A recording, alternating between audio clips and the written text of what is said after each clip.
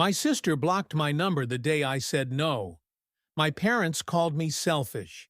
My cousins unfriended me on Facebook. All because I wouldn't hand over $45,000 for a wedding in Bali.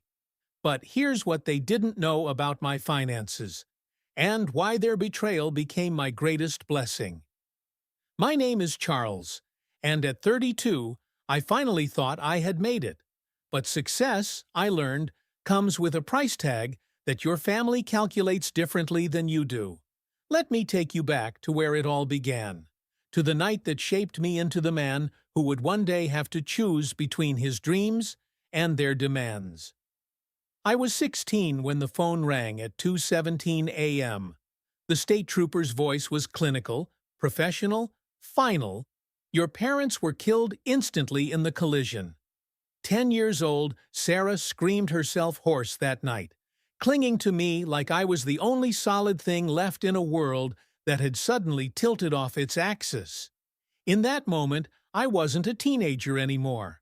I was a father, a mother, a provider, and the sole guardian of a broken little girl who looked at me with eyes that demanded I fix what couldn't be fixed.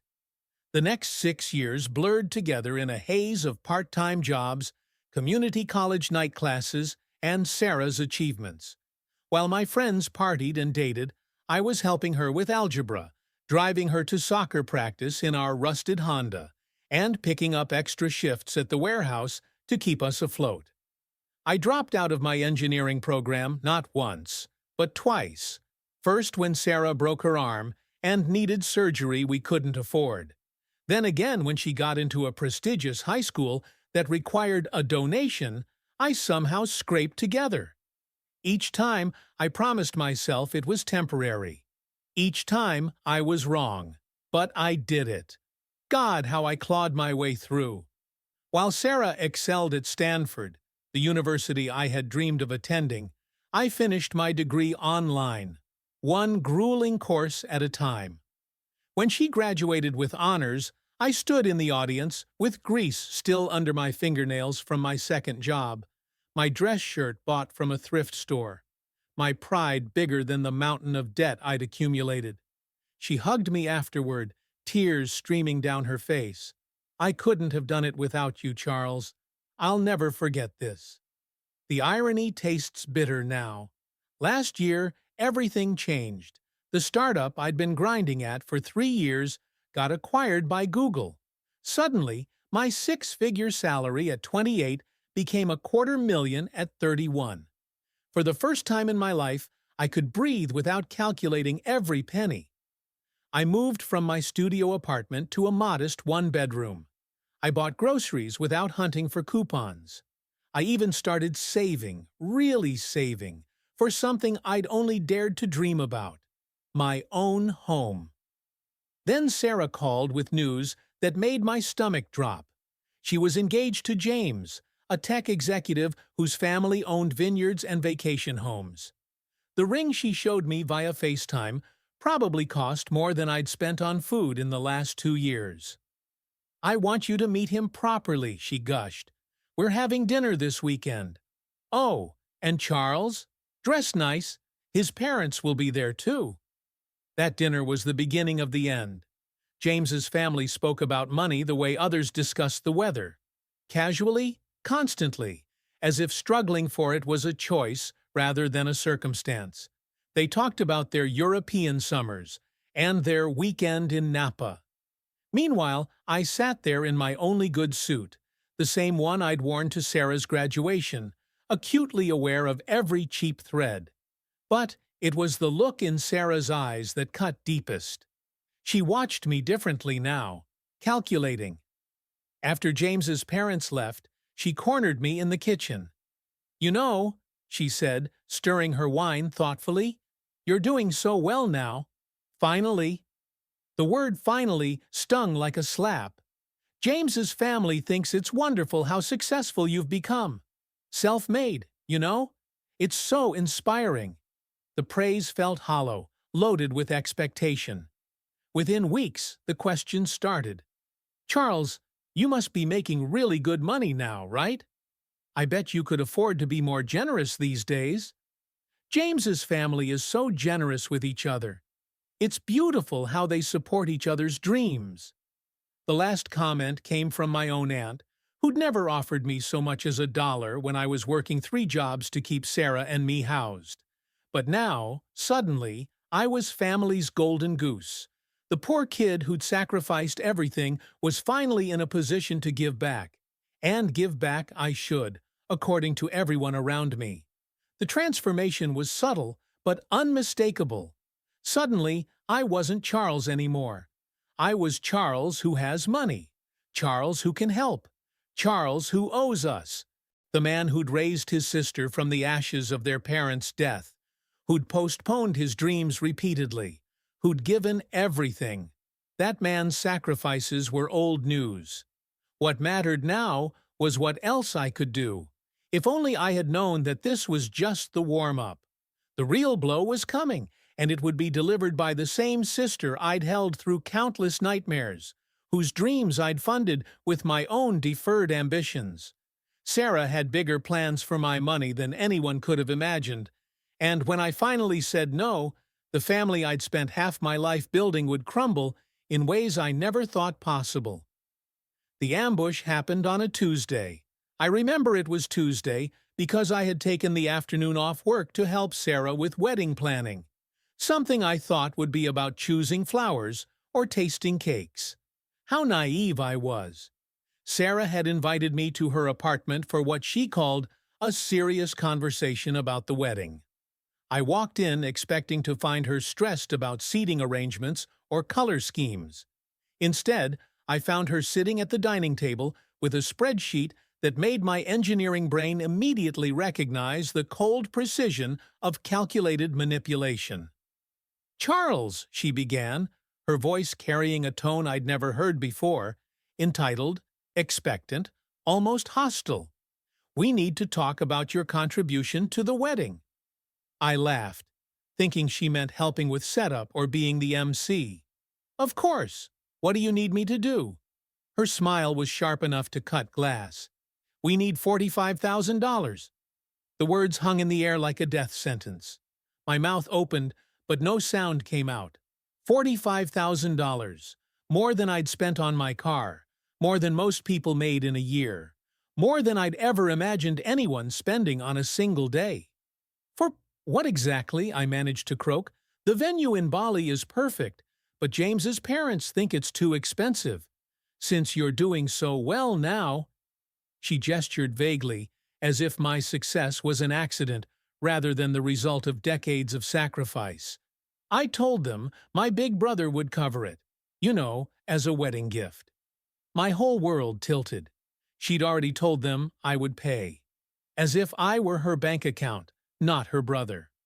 "Sarah, I can't. That's my entire emergency fund." Her face darkened instantly. "Can't or won't? Does it matter? $45,000 is nothing to you now," she exploded, slamming her hand on the table. "You're making $250,000 a year. You could write that check without even thinking about it." "That's not how money works," I said, my voice steady despite the tremor in my hands. "I have expenses, taxes, and I'm saving for—" "For what? Another car? A bigger apartment?" Her voice dripped with contempt. "God, Charles, you've become so selfish. What happened to the brother who would do anything for family?" The accusation hit like a physical blow. Selfish. Me. The kid who'd given up everything, who'd worked himself into the ground, who'd sacrificed his own dreams repeatedly. Selfish. "I'm not selfish for having financial boundaries," I said carefully. "Sarah, I've already spent over $100,000 on your education alone. I've been there for you every step of the way. This isn't about not wanting to help. It's about not having that kind of money to give." She stared at me like I'd spoken in a foreign language. Then something terrifying happened. Her expression shifted from anger to calculation to something I can only describe as disgust. "You have the money," she said slowly. "You're just too cheap to spend it on your sister's happiness." Before I could respond, She was on her phone. "Mom? It's me. Yeah, about the wedding. Charles is refusing to pay." Her eyes never left mine as she spoke. I know. He says he doesn't have the money, but we both know that's a lie." My mother's voice carried through the phone, shrill with indignation. "Put him on!" Sarah held out the phone with a smirk that made my skin crawl. This was planned. This was a coordinated attack. "Charles Gregory Mitchell," my mother's voice crackled through the speaker, using my full name like I was 10 years old again. "How dare you disappoint your sister like this?" "Mom, I'm not disappointing anyone. I just can't afford—" "Can't afford!" she screeched. "You live alone in a fancy apartment, drive a new car, and make more money than your father ever did. But you can't help your sister have the wedding of her dreams." The hypocrisy was staggering.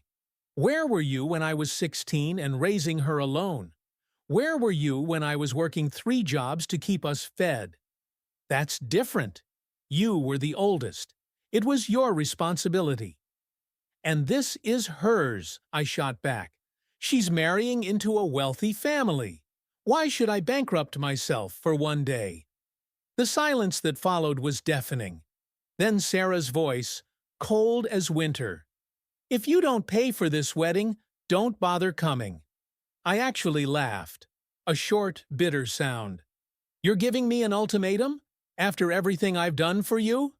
After everything you've done?" Sarah stood up, towering over me with righteous fury. "You act like you're some kind of martyr. You made your choices, Charles. You chose to take care of me because our parents died. That doesn't give you the right to control my life with money now." The slap came so fast I didn't see it coming. The crack echoed through the apartment like a gunshot. My cheek burned, but not as much as the betrayal that scorched through my chest. "That's for calling me ungrateful," she hissed. I stood slowly, touching my cheek, tasting blood where my teeth had cut the inside of my mouth. "I never called you ungrateful. You didn't have to. It's written all over your face every time you remind me of what you've done." I looked at this woman, this stranger wearing my sister's face, and realized I didn't know her at all.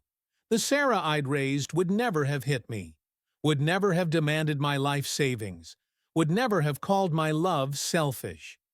"Okay," I said quietly, "I won't pay for the wedding, and I won't come either." Her face contorted with rage. "Get out! Get out and don't come back until you're ready to act like a real brother." I walked to the door, each step feeling like I was walking through quicksand. At the threshold, I turned back. "Sarah, I've been more of a real brother to you than you'll ever deserve. And one day, when you need me again, and you will, you'll remember this moment. You'll remember the choice you made." I left her apartment and walked straight to my car. My hands shook so badly I could barely get the key in the ignition. As I drove away, I saw the curtain twitch in her window. She was watching me leave. My phone started buzzing immediately. Text after text, call after call. But they weren't apologies. They were attacks. Dad called. "I can't believe you're being so selfish." Cousin Mark. "Sarah told us what you did. Family is supposed to come first." Aunt Linda. "You've changed. Money has made you heartless." Uncle Jim. By the time I got home, the family group chat was a war zone. Screenshots of my conversation with Sarah had been shared. Stories had been twisted. I was painted as the villain who wouldn't help his poor sister have her dream wedding. Not one of them asked for my side of the story. Not one of them questioned why I might not have that kind of money to spare. I was guilty by trial of family tribunal, and the verdict was unanimous. I was selfish, I was wrong, and I was no longer welcome. That night, I sat in my modest one-bedroom apartment, the fancy apartment my mother had accused me of splurging on, and realized that the family I'd sacrificed everything for had decided I was worth exactly as much as my bank account. The moment I couldn't pay their price, I became their enemy. The brother who'd raised Sarah was dead to them. The Charles who'd given up his dreams didn't matter. All that remained was the ATM they expected me to be. And when I stopped dispensing cash on demand, they threw me away like a broken machine. But what they didn't realize was that in doing so, they'd given me something I'd never had before. Permission to choose myself for once. And that permission would lead to discoveries about their true nature that would make this betrayal look like just the opening act. The silence was deafening. For the first time in my life, my phone wasn't ringing with family drama. There were no crises to solve, no Sarah to rescue. Just me, my apartment, and the aching void where my family used to be. I told myself it was temporary, that they'd cool off, realize they were being unreasonable, and we'd work things out like we always did. I was wrong, dead wrong. The first week was the hardest. I kept reaching for my phone to call Sarah when something funny happened at work, only to remember that I wasn't allowed to anymore. I drafted a dozen texts to my mother, deleting each one before hitting send. The silence felt like punishment. But for what? For refusing to bankrupt myself? For having boundaries? For expecting just once that someone would choose me without a price tag attached?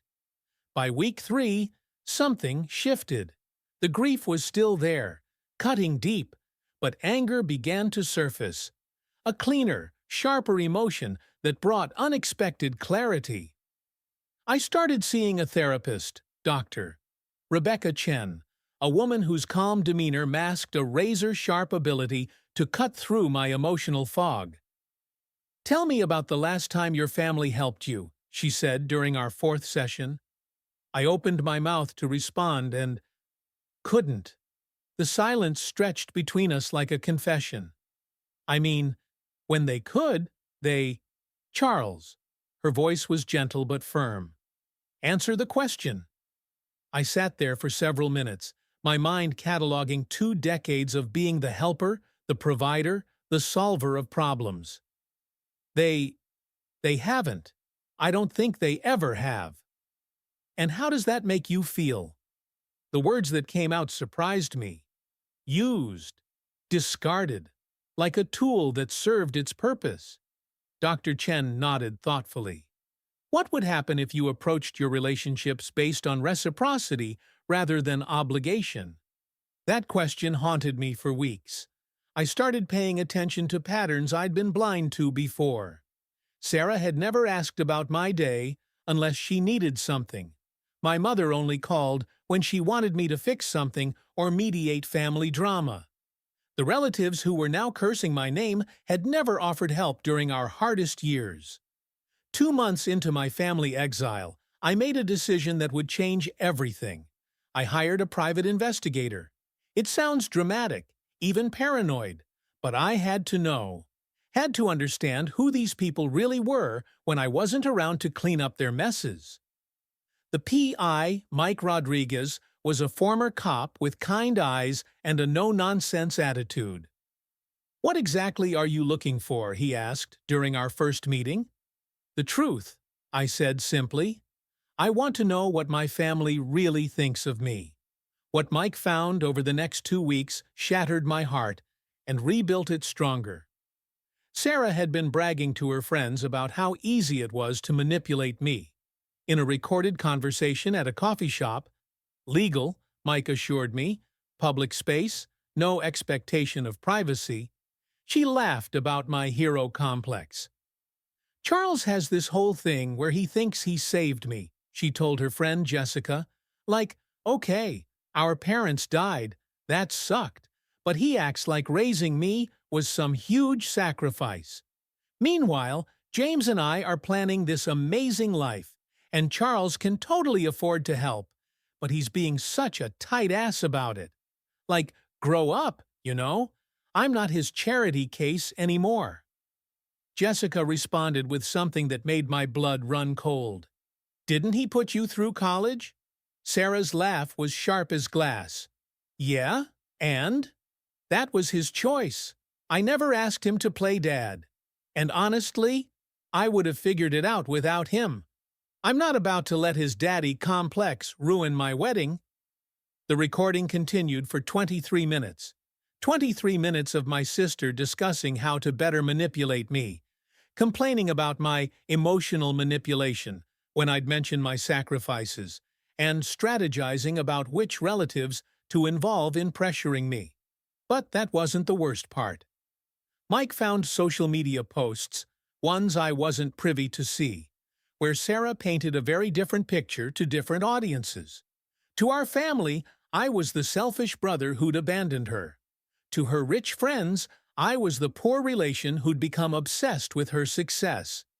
To James's family, I was a project she'd outgrown. The most damaging discovery came from a conversation Mike recorded between Sarah and our cousin Mark. Sarah had been telling everyone I was worth over $2 million, a number she'd apparently pulled from thin air based on my salary and some fictional inheritance she'd invented. No wonder they thought I was being cheap. "But here's the real kicker," Sarah had told Mark. "Charles has this whole complex where he thinks the family owes him something. Like, hello, you chose to take care of me. I was a kid. That's what older siblings do. Now I'm successful too, and he wants credit for everything. It's actually kind of pathetic." Mark's response was the betrayal that nearly broke me. "Yeah, I always thought Charles was a bit intense about that stuff. Like, we get it, you were responsible. But that doesn't mean you own Sarah's life forever." The recordings painted a picture that demolished everything I thought I knew about my family. I wasn't their hero. I was their burden. My sacrifices weren't appreciated. They were expected, and now they were being weaponized against me. The final piece of Mike's investigation was a conversation he'd recorded between my mother and Aunt Linda. They were discussing the wedding situation, and my mother's words cut deeper than Sarah's slap ever could. "Charles has always been too emotional about things," she said dismissively. "He acts like what he did was extraordinary, but plenty of people lose their parents young. He made his choices, and now he wants everyone to bow down to him because of it. Sarah deserves her dream wedding, and Charles can afford it. He's just being selfish because he wants to be the center of attention." Aunt Linda agreed. "It's like he's holding the family hostage with his martyr complex. Sarah told me he throws his sacrifices in her face every chance he gets. That's emotional abuse, if you ask me. Emotional abuse. They were calling my love, my dedication, my literally raising their daughter and keeping our family together. Emotional abuse." I sat in Mike's office as he played the final recording, my hands trembling with a mixture of rage and something that felt suspiciously like relief. These people, my people, had constructed an entire mythology where I was the villain in my own story. "I'm sorry, Charles," Mike said gently. "This can't be easy to hear." But the strange thing was, it was getting easier. With each revelation, the guilt I'd been carrying lifted. The question that had been torturing me, am I wrong? Am I being selfish? Finally had an answer. I wasn't wrong, and I wasn't selfish. I was just inconvenient now that I'd stopped being useful. That night, I called Dr. Chen for an emergency session. "I feel like I'm grieving people who are still alive," I told her. "You are," she confirmed. "You're grieving the family you thought you had. Now you have to decide. Do you want to keep chasing the ghost of that family? Or do you want to build a life based on reality?" The answer came clear and certain. I want to build something real. "Then it's time to set some boundaries," she said. "Real boundaries. Not requests or suggestions. Non-negotiable lines in the sand." Over the next month, I did exactly that. I changed my phone number. I adjusted my social media privacy settings so family couldn't see my posts. I started therapy twice a week, not just to heal from this betrayal, but to understand why I'd allowed it for so long. I threw myself into my work with renewed focus, leading a project that would revolutionize how our company handled data security. For the first time in years, I had energy that wasn't being drained by family drama. I rediscovered who Charles was when he wasn't defined by his sacrifices. Most importantly, I started living for myself. I signed up for rock climbing. I took a Spanish class. I started dating, tentatively at first, but with growing confidence as I learned what it felt like to be chosen for who I am, not what I could provide. 3 months into my family detox, I made a decision that felt like the most important of my life. I was going to buy that house. Not just any house, the perfect house. A place that was mine, that no one could guilt me about, that represented the dreams I'd deferred for so long. As I signed the real estate contract, my phone rang with an unknown number. I almost ignored it, but something made me answer. Charles? The voice was Sarah's, but smaller somehow, scared. I need to talk to you. How did you get this number? I asked, my voice steady. I found it. Charles, something's happened. Something bad. I waited, letting the silence stretch. For once, I wasn't rushing to fill the void, to fix the problem, to be the solution. James left me, she whispered. The wedding. It was a disaster. Everything went wrong. And now the marriage is over, and I don't know what to do. The old Charles would have been on the phone for hours, driving over immediately, writing checks to solve whatever crisis had emerged.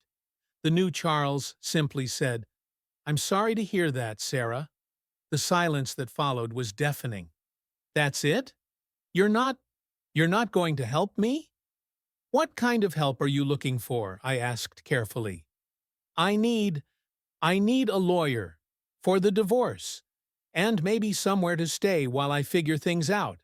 And Charles, the wedding vendors are demanding money we don't have, and she was still talking, listing all the ways she needed me to rescue her when I quietly hung up. For the first time in 16 years, it wasn't my crisis to solve. The family that had cast me out when I wouldn't be their ATM now expected me to be their ambulance, but I was neither of those things anymore. I was just Charles, and Charles had learned that sometimes the only way to save yourself is to let others drown in the consequences of their choices. The real revenge wasn't going to be a confrontation or a dramatic showdown. It was going to be something much more powerful, living well without them, succeeding on my own terms, and proving that their definition of family was as hollow as their threats. As I looked around my empty apartment, soon to be replaced by my dream home, I realized I'd never felt more free. The family I'd fought so hard to hold together had torn themselves apart the moment I stopped being the glue, and that told me everything I needed to know about who they really were. 6 months had passed since Sarah's desperate phone call, and I hadn't looked back once. My new house, a 4-bedroom colonial with a wraparound porch and a garden I was learning to tend, had become my sanctuary. Every morning, I'd sit on that porch with my coffee, watching the sunrise paint the sky in shades of hope I'd forgotten existed. Life had a way of rewarding those who stopped chasing ghosts. My career soared beyond anything I'd imagined. The data security project I'd poured my heart into became the company's flagship product, earning me a promotion to Senior Director of Engineering and a salary that made my previous $250,000 look modest by comparison. But more importantly, I'd found something I'd never had before: a chosen family. Maria, my rock climbing partner, had become my confidant. James from Spanish class and his wife hosted monthly dinner parties where I learned that families could exist without dysfunction. My neighbor, Mrs. Patterson, an elderly widow with the sharpest wit in town, had adopted me as her honorary grandson. Real relationships, built on mutual respect rather than obligation, flourished in the space where my family's toxicity used to live. Then came the call that would complete my transformation. Not from Dr. Chen this time, but from my cousin Mark, the same one who'd called me selfish in those family group chats. Charles? It's Mark. His voice was different, smaller, uncomfortable. I need to apologize. I almost hung up. Almost. But something in his tone made me pause. What for, specifically? Sarah told us the whole story. The real story. There was a long pause. About the money. About what she said to you. About what she's been saying about you. My heart hammered, but I kept my voice steady. I'm listening. The wedding was a nightmare, Charles. James's parents found out that Sarah had been lying about you paying for it. They called off the funding the week before the ceremony. Sarah had to scramble to downsize everything, and she tried to blame you, said you'd backed out last minute. I laughed. Short, bitter. Of course she did. But James didn't buy it. He confronted her the night before the wedding. Sarah admitted she'd lied about you agreeing to pay, that she'd been manipulating everyone. James was so angry he almost called off the wedding entirely. The image of Sarah having to confess her lies on the eve of her dream wedding brought a satisfaction I didn't expect to feel. They went through with it anyway, Mark continued, but James never forgave her. The marriage was over before it began. When Sarah came crawling back to us, she finally told us everything. How she'd hit you. How she'd lied about your finances. How she'd— His voice broke. How she'd never appreciated anything you did for her. And what did the family say to that? I asked, my voice carefully neutral. We were horrified. Mom, Dad, everyone. We realized we'd treated you horribly based on lies. Sarah admitted she'd been feeding us stories about how ungrateful you were. How selfish you'd become.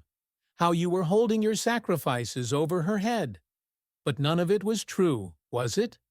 The silence stretched between us. No, Mark, none of it was true. I'm so sorry, Charles.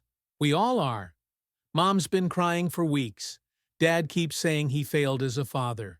We want to make this right. Make what right, exactly? I asked.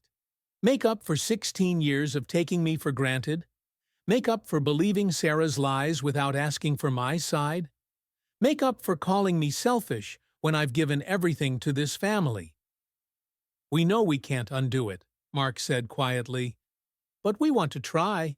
The whole family wants to apologize. We miss you. Miss me. They miss the ATM, the crisis solver, the one who always fixed their problems. What about Sarah? I asked. Sarah's struggling. The divorce was ugly. James's family made sure word got out about her lying and manipulation. She can't find work. No one in her field wants to hire her. She's living back with Mom and Dad, and honestly, she's a mess. This should have brought me joy, this complete reversal of fortune. Instead, I felt empty, like watching a stranger get what they deserved rather than my sister facing consequences. She wants to talk to you, Mark continued. She's written you letters, but she doesn't have your address. She knows she doesn't deserve your forgiveness, but she's hoping. We're all hoping you'll give us another chance. I stood on my porch, looking out at the garden where I'd planted flowers Sarah would never see, in the house she'd never visit. I've moved on, Mark. Charles, please. We're family. The word that once meant everything to me now sounded hollow. No, Mark. Family is what I have now. Family are the people who choose me, not because they need something from me, but because they want me in their lives. Family are people who celebrate my boundaries instead of trying to tear them down. But we're your blood? Blood doesn't give you the right to bleed someone dry, I interrupted. I spent 16 years being your family's emotional and financial support system. I'm done. Mark's voice broke. What about Sarah? She's your sister. Sarah chose to be my enemy when I wouldn't be her bank account. You all chose to cast me out rather than ask for my side of the story. I'm choosing to let you live with those choices. After I hung up, I sat in my garden for hours. The anger was gone, replaced by something cleaner. Acceptance. They wanted forgiveness now that they needed me again, now that Sarah's lies had unraveled, now that her consequences had caught up with her. But forgiveness, I'd learned, wasn't something you owed anyone. It was a gift you gave when and if you chose to. 3 weeks later, I was cooking dinner in my beautiful kitchen when the doorbell rang. Probably Mrs. Patterson, with another jar of her famous peach preserves. I opened the door with a smile that immediately faded. Sarah stood on my porch, and she was completely unrecognizable. Gone was the confident woman who demanded my life savings. In her place stood someone broken, hollow-eyed, wearing clothes that hung too loose on her frame. But what struck me most was her posture. Hunched, defensive, like a child expecting to be yelled at. "Hello, Charles," she said softly. I didn't invite her in, just stood there, hand on the door, ready to close it if needed. "How did you find me?" I asked. "It took a while.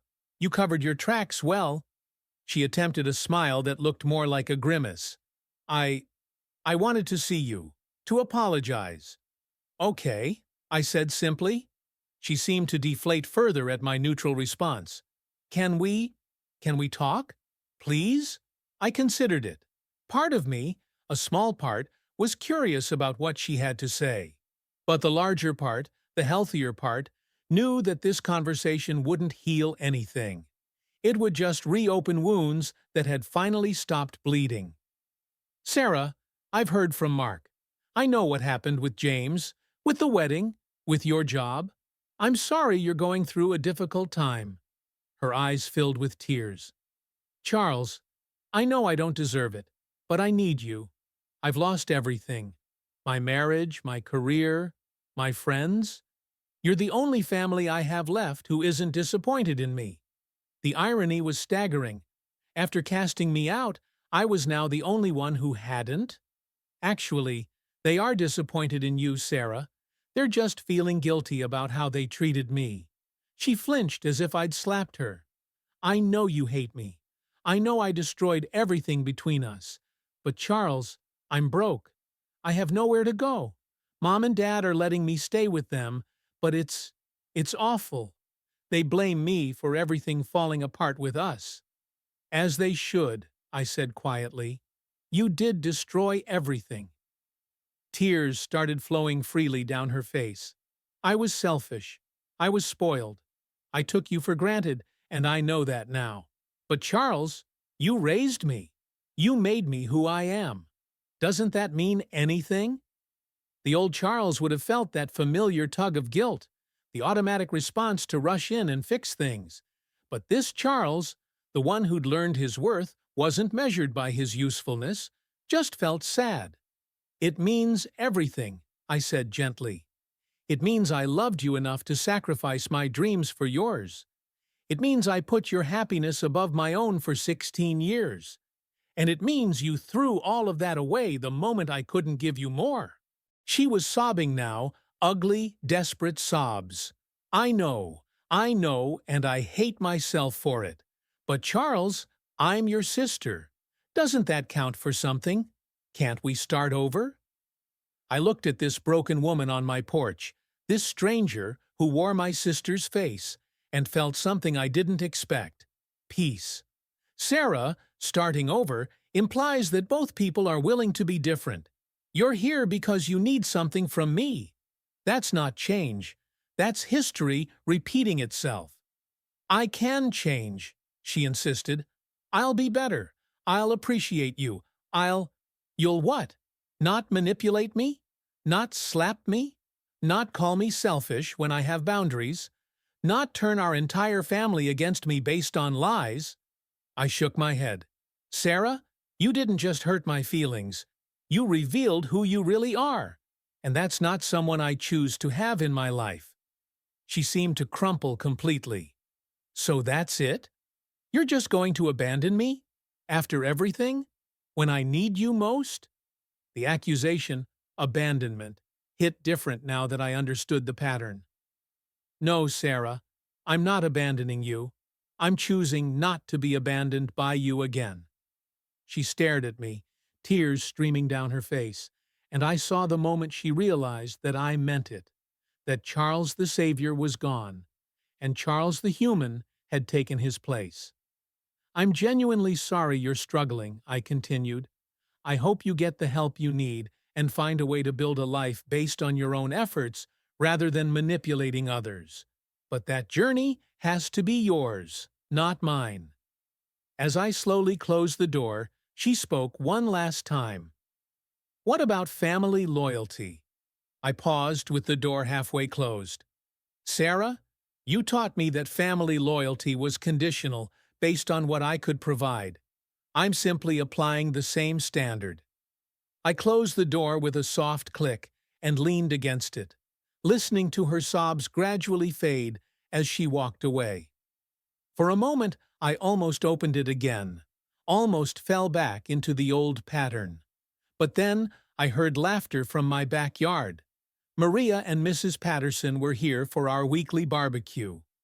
Walking toward that sound, I realized this was what family actually sounded like joy without crisis, like love without conditions, like people who chose to be together because they wanted to be, not because they needed something. 6 months later, I received an envelope with no return address. Inside was a letter from Sarah. 2 pages of apologies and updates. She'd started therapy. She'd moved to another state for a fresh start. She was working at a coffee shop, rebuilding her life from scratch. The last paragraph hit me unexpectedly. "I finally understand what you meant about choosing yourself. I'm trying to learn how to do that without hurting others. I know I don't deserve your forgiveness, but I wanted you to know that losing you was the biggest wake-up call of my life. I hope you're happy, Charles. You deserve it more than anyone." I put the letter in a drawer and didn't respond. Not out of cruelty, but out of recognition that some relationships are meant to be mourned, not revived. A year later, I married Maria in that same garden where I'd turned Sarah away. My chosen family filled every seat. Colleagues, friends, neighbors who'd become closer than blood relatives. Mrs. Patterson officiated, having gotten ordained online specifically for the occasion. During my vows, I spoke about learning the difference between being needed and being wanted, between obligation and choice, between sacrifice that builds and sacrifice that depletes. As I looked into Maria's eyes, I saw something I'd never recognized in my biological family. Someone who loved me for who I was, not what I could provide. As the sun set over our small perfect celebration, I felt someone squeeze my hand. Mrs. Patterson smiled up at me. "You know, dear, sometimes the best revenge is just living well." She was right. My family had cast me out to punish me for having boundaries. In doing so, they'd freed me to discover what real love looked like. They'd wanted to make me suffer for saying no. Instead, they'd forced me to find my yes. The last I heard, my biological family was still struggling. My parents had aged rapidly under the stress of family dysfunction. Mark was in financial trouble and had asked the family for help. Help that wasn't forthcoming now that there was no Charles to squeeze. Sarah was still rebuilding, still single, still learning how to be a person rather than a user. I felt sad for them sometimes, but mostly I felt grateful. They taught me the most valuable lesson of my life, that saying no to others often means saying yes to yourself. That boundaries aren't walls, they're bridges to better relationships. That the family you're born into is just the beginning of your story, not the end. Standing in my garden, surrounded by people who chose me as I chose them, I finally understood the difference between being abandoned and being liberated. Sometimes, the greatest gift your family can give you is the freedom to find your real one.